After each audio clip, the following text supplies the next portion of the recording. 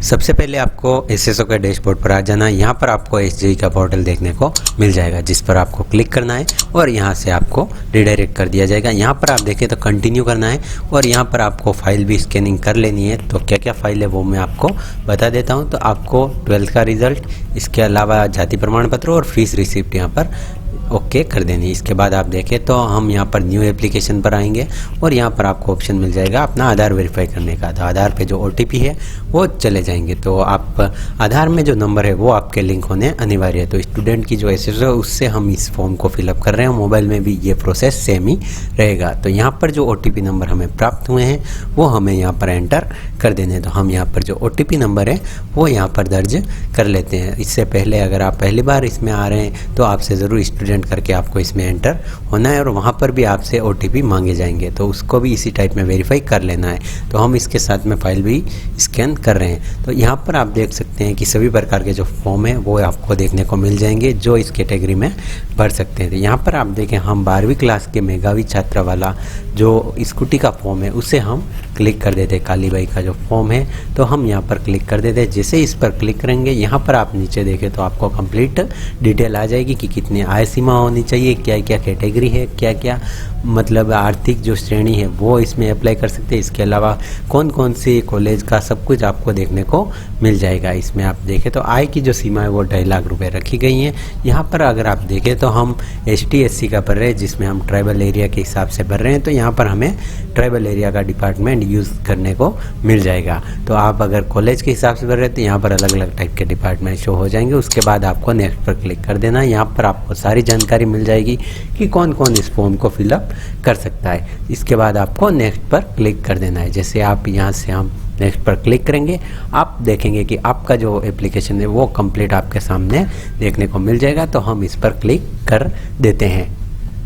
तो यहाँ पर आपको आपकी जो एप्लीकेशन है वो कंप्लीट देखने को मिल जाएगी।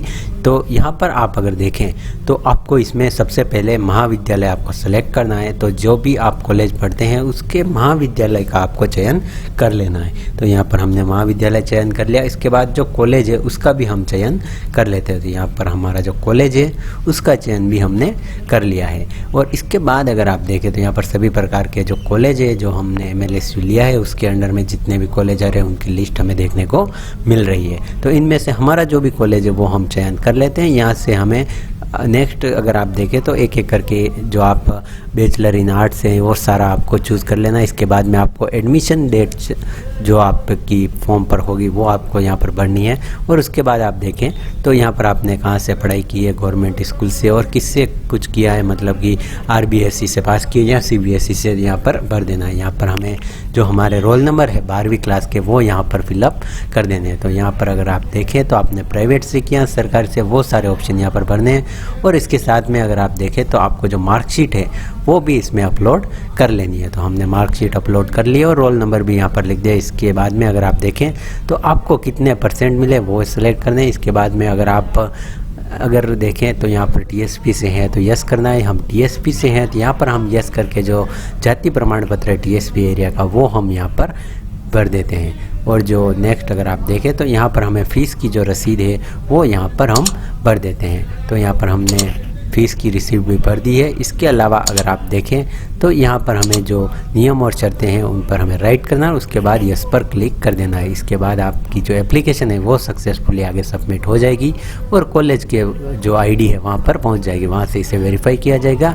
इसमें अगर आप देखें तो डिस्ट्रिक्ट बेस पर जो मेरिट निकाली जाएगी उसके बाद ही आपका आवेदन के हिसाब से आपको स्कूटी मिलेगी। तो आप अपनी एप्लीकेशन देख सकते हैं। ये एप्लीकेशन आप चाहें तो आपका जो कस्टमर आए उससे प्रिंट करके दे सकते हैं। तो इस फॉर्म को भरने के लिए अगर हम बात करें तो आपके पास SSO ID होनी चाहिए। इसके अलावा 12th की मार्कशीट, आपके पास कास्ट सर्टिफिकेट है या मूल निवास है तो वो होना चाहिए। और इसके अलावा आपके पास और भी जो छोटे मोटे डॉक्यूमेंट है जैसे आधार कार्ड हो गया, जन आधार कार्ड हो गया, ये सारे आपको लेके जाने। और आधार में अगर आपके मोबाइल नंबर लिंक है तो वो सबसे बेस्ट रहेगा। इससे आप चाहें तो घर बैठे इस फॉर्म को भर सकते हैं। ये जो प्रोसेस मैंने PC पर बताई है वो आप घर बैठे अपने जो मोबाइल है उससे भी इससे कर सकते हैं। इसमें आपको कोई समस्या आने वाली नहीं है। और ये साइट अगर हम बात करें तो परफेक्टली वर्क कर रही है। इसमें किसी प्रकार की कोई समस्या नहीं है। और आपका जो फॉर्म है वो सक्सेसफुली लग रहा है। तो आशा करूँगा आपको ये जानकारी पसंद आई होगी। और भी नेक्स्ट में ऐसे कोई फॉर्म होंगे वो मैं आपके साथ में शेयर करता रहूँगा। ये कंप्लीट फॉर्म है, इसे मैं ब्लर रख रहा हूँ क्योंकि जो पर्सनल इन्फॉर्मेशन है वो हम यूट्यूब पर शेयर नहीं कर सकते हैं, जिस कारण ये जानकारी मुझे ब्लर रखनी पड़ रही है। बाकी आप आज की डेट देख सकते हैं वीडियो में, और इस डेट को ये साइट परफेक्टली वर्क कर रही है। और अगर आपने भी अभी तक फॉर्म नहीं भरा है तो आप फॉर्म भर सकते हैं, आपको किसी प्रकार की कोई समस्या नहीं आएगी। चैनल पर अगर आप पहली बार विजिट कर रहे हैं तो चैनल को ज़रूर सब्सक्राइब करें। वीडियो अगर आपको पसंद आया हो तो वीडियो को लाइक करें। और भी कोई जानकारी चाहिए या आपके मन में कोई सवाल है तो आप ज़रूर कमेंट करें, मैं आपकी हेल्प करने की पूरी कोशिश करता हूँ। तो मिलते हैं नेक्स्ट वीडियो में, धन्यवाद।